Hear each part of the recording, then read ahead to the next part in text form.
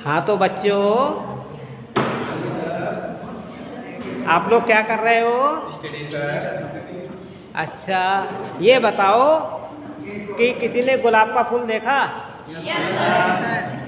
कैसा लगता है? अच्छा, तो ये बताओ कि जो मैं प्रश्न पूछूंगा वो अच्छा लगेगा? बिल्कुल सर। बताओ किस फैमिली का है ये?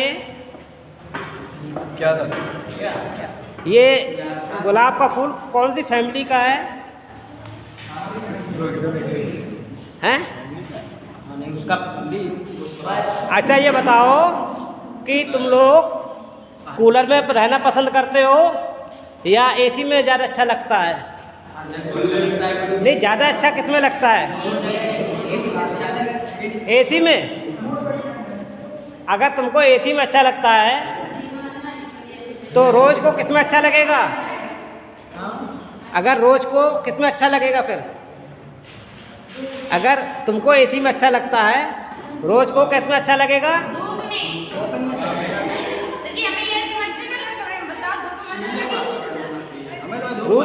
रोज़ को भी एसी में अच्छा लगना चाहिए? Yes sir. हैं?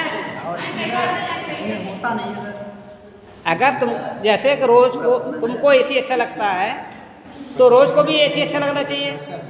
तो अगर दोनों को मिला दो तो इसकी फैमिली बन जाती है। कौन सी फैमिली बन जाती है फिर? नहीं, रोज़ और एसी को मिला दोगे तो कौन सी फैमिली बन गई? रोज एसी। वेरी गुड हर्षित। तो रोज़ जो है कौन सी फैमिली का है? रोज एसी फैमिली का। तो आपको क्या करना है? तो मैं ये कहना चाह रहा था कि आप लोग साइंस में भी पढ़ रहे हैं और आर्ट वाले भी हैं, तो आर्ट वाले को भी साइंस बहुत आसानी से याद हो सकती है, ठीक है नहीं? और अगर सामने अगर कोई आपके पास गुड़हल का फूल आ जाए तो हम लोग गुड़हल के फूल को देखते हैं तो किस फैमिली में आएगा? तो मतलब हमको क्या है कि किसी भी फ्लावर्स को अगर हम अपनी इस नेचर में देखते हैं, किसी भी फ्लावर को देखें या कोई भी नेचर की चीज़ देखें, तो हमको करना क्या चाहिए? हमको ये करना है कि उसकी पहले उससे परिचय करना चाहिए। जैसे कि हम लोग हैं, हम लोग मनुष्य हैं, सबसे पहले मनुष्य हैं, तब हम लोग कैटेगराइज हो गए। कैटेगराइज किस में हो गए? बॉयज़ और गर्ल्स में हो गए, मेल फीमेल में हो गए। तो हमको अगर एक दूसरे को जानना है पहले, देखो साइलेंट रहो, तो अगर हमको एक दूसरे को इंट्रोड्यूस करना है, जानना है सबसे पहले, अगर इसी बीच में कोई लाइन बैठ जाए आके तो उसे बैठा लोगे? नहीं बैठा लोगे। क्यों नहीं बैठा लोगे? क्योंकि उसकी फैमिली अलग है। तो हम यहाँ पर सब मनुष्य लोगों के बीच को ही यहाँ बैठा लेंगे। स्टडी भी कराना चाहेंगे, पढ़ाई भी कराना चाहेंगे, सबसे पहले वो उस फैमिली का व्यक्ति होना चाहिए।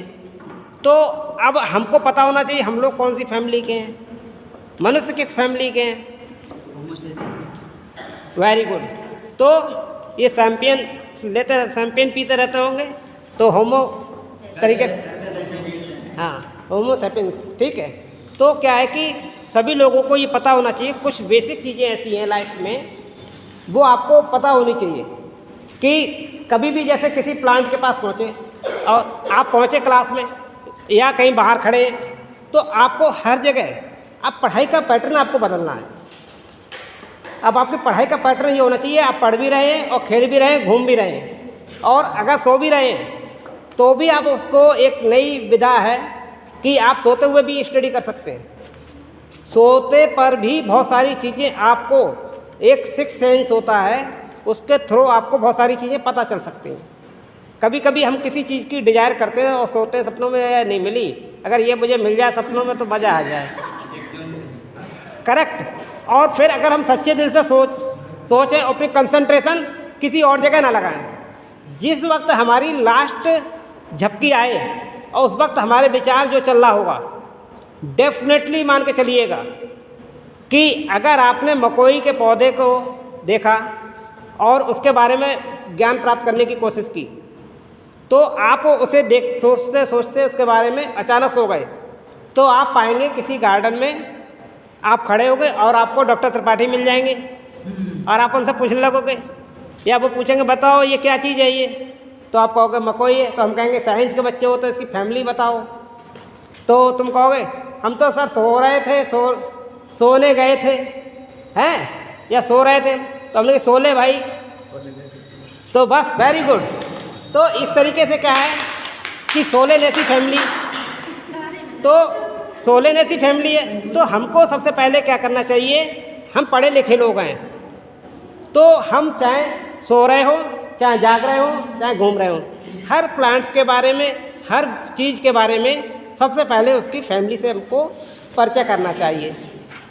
और इसी तरीके से एक और चीज़ आपकी ज़िंदगी में आती है, आपके लिए क्लासरूम में आते हो,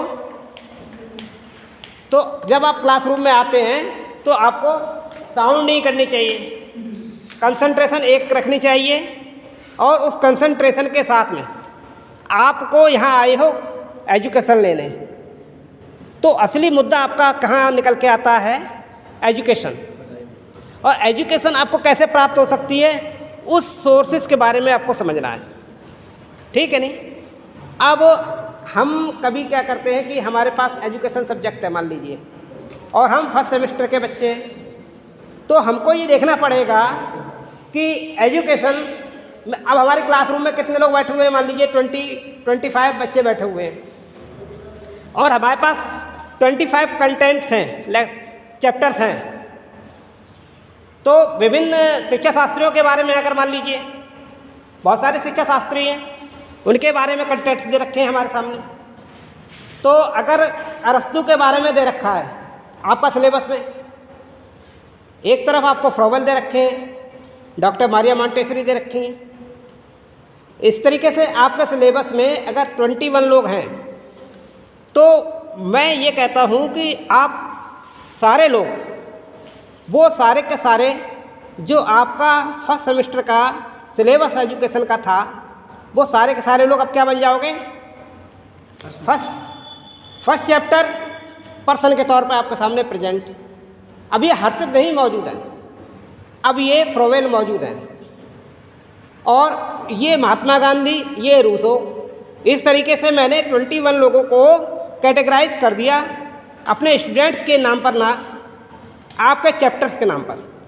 यानी कि मैंने पूरी किताब खोली और सारे कंटेंट्स अपने क्लासरूम में बिखेर दिए, और सारे लोगों को एक दूसरे से मैं परिचय कराऊंगा। हर्षित को अपना बर्थडे पता है, तो हर्षित जब बर्थडे आता है अपना, तो अपना हर्षित बर्थडे अपने दोस्तों को बताता है कि भाई आज 10 तारीख को मेरा बर्थडे है, तो सारे लोग जान जाते हैं, और किसी को वो चीज़ रटनी पड़ती है, समझनी पड़ती है, कुछ नहीं, सबको पता है कि हर्षित का 10 तारीख को बर्थडे आ रहा है, उस दिन बर्थडे मनाएंगे। तो इसी तरीके से गांधी जी बैठे हुए थे, इन्होंने फ्रोवेल साहब ने बात करी, बोले भैया अब 2 अक्टूबर आने वाली है, हमारा बर्थडे कौन मनाए, तो सारे लोगों ने मिलकर के जान लिया भाई 2 अक्टूबर को। अब क्वेश्चन अगर आता है महात्मा गांधी कब पैदा हुए थे, तो रटने की ज़रूरत ही नहीं है, क्योंकि तुमको पता है महात्मा गांधी तो तुम्हारे संग में हर समय 24 घंटे रहते हैं, फ्रोवेल जी आपके संग रहते हैं, डॉक्टर मारिया मॉन्टेसरी आपके साथ रहती हैं। तो यानी कि आपका फर्स्ट सेमेस्टर का एजुकेशन का पूरा सिलेबस आप लोगों के बीच में मौजूद है। मैं कहने का तात्पर्य ये रखना चाहता हूँ कि अगर आप लोग रेगुलर्स आते हैं और कुछ नया रिसर्च करते हैं, जिस तरीके से मैंने सोलेनेसी फैमिली है ना, लिलिएसी फैमिली या रोजीसी फैमिली के बारे में बात करी, तो इसी तरीके से जब बॉटनी की क्लास अगर है, बॉटनी की क्लास में अगर आपको फैमिलीज़ के बारे में 21 फैमिलीज़ अगर एक दूसरे से मिला दिया जाती हैं, तो आप हर फैमिली का जो क्लास, फाइलम, ऑर्डर, जीनस, ये सारी चीज़ें आप एक दूसरे का परिचय लेकर के प्राप्त कर सकते हैं, और एक दूसरे से अच्छी तरीके से घुल मिल करके आप उसका फ्लोरल डायग्राम है या किस तरीके के रूट है इसकी, क्या इससे आपको बॉटनिकल फ़ायदा है, दवाइयों से मेडिसिनल फ़ायदा है, किस जगह पे कौन सी चीज़ आपके लिए उपयोगी है, सारे स्टूडेंट्स एक दूसरे के साथ डिस्कशन करके उस चीज़ को प्राप्त कर सकते हैं। और अगर इस तरीके से अगर आप एजुकेशन लेते हैं, न्यू एजुकेशन पॉलिसी यही कहती है कि इसमें न्यू इन्वेंशंस होने चाहिए। क्लासरूम जो पुराने तरीके से चला रहा था वो तो है ही एक औपचारिक रूप, लेकिन क्लास में स्टडी करने का जो तरीका है वो तरीका कुछ और होना चाहिए। वो तरीका ऐसा होना चाहिए कि आप बोरियत ना महसूस करें। आप रट्टू तोते वाली पढ़ाई से कोई फ़ायदा नहीं। आपको केवल समझना जहाँ मिले एक दूसरे से। तो अब एक दूसरे से सारे लोग एक दूसरे को जान के बोले मेरे को तो हम तो ये लोग हैं। आप 15 दिन अपने इस कैरेक्टर में रह के देखिएगा, सारे मित्र एक दूसरे को जान जाएंगे कि वो कैसी टोपी लगाते थे, वो कैसा डंडा लेकर चलते थे, उनकी क्या विशेषता थी, वो कहाँ पाए जाते, उन्होंने कौन सा विशेष काम किया। तो अगर आप अपने इन महापुरुषों को जिनके बारे में शिक्षा शास्त्रियों के बारे में कोई विशेष बात जानते हैं तो डेफिनेटली आप एक चीज़ और पाएंगे अपनी लाइफ का। सबसे यही टर्निंग पॉइंट है समझने का लाइफ का, कि जैसे महात्मा गांधी ने कहा कि हम सत्य अहिंसा के वो हैं, या रूसो कहते हैं हम प्रकृतिवादी हैं। तो वो ये जो उनके अंदर एक विशेष चीज़ उन्होंने दी, फ्रोवेल ने एक खेलते समझते हुए आपको उद्यान में शिक्षा प्राप्त करने का मेथड दिया। तो आप ये पाएंगे कि जब ये लोग आपके साथी लोग 15 दिन के आप उस कैरेक्टर में आके कुछ विशेषता थी इनके अंदर, और भाई हम भी पैदा हुए हैं, हम भी शिक्षा प्राप्त कर रहे हैं, हम भी होमो सैपियंस हैं, हम भी मनुष्य हैं, जो वो थे वो हम हैं। तो क्यों ना हमारे अंदर भी जब हम इस लाइफ से निकल के जाएं तो हम कोई एक ऐसी चीज़ इस महाविद्यालय को, इस आसपास के क्षेत्र के बच्चों के लिए कुछ ऐसी एजुकेशनल पॉइंट, ऐसी कोई ट्रिक दे के जाएँ कि जिससे कि शिक्षा का उन्नति हो। आपका कोई योगदान यहाँ आना चाहिए। आप डिग्री कॉलेज तक आते हैं और आके वापस चले जाएं तो वो तो वही बात होगी, पानी गंगा जी का बहता चला जा रहा था, किसी ने पिया तो पिया, बाद बाकी चला गया। तो लेकिन आप लोग क्या दे के जा रहे हैं? तो आप अपने आने वाली पीढ़ी के लिए एक शुद्ध ज्ञान दे के जाएँ। तो ये अगर आप कोशिश करेंगे, अगर इस तरीके से आप, तो इसका आपको बेनिफिट मिलेगा। लेकिन इसका बेनिफिट मिलने के लिए आपको अपने एजुकेशन सिस्टम में, आपको अपने स्टडी के तरीके में, आपकी अपनी सोच में ये परिवर्तन लाना पड़ेगा। और ये अगर परिवर्तन लाओगे डेफिनेटली आप लोग सक्सेस की तरफ बढ़ते जाओगे। तो कोई सक्सेस आपको रोक नहीं सकता। Good luck.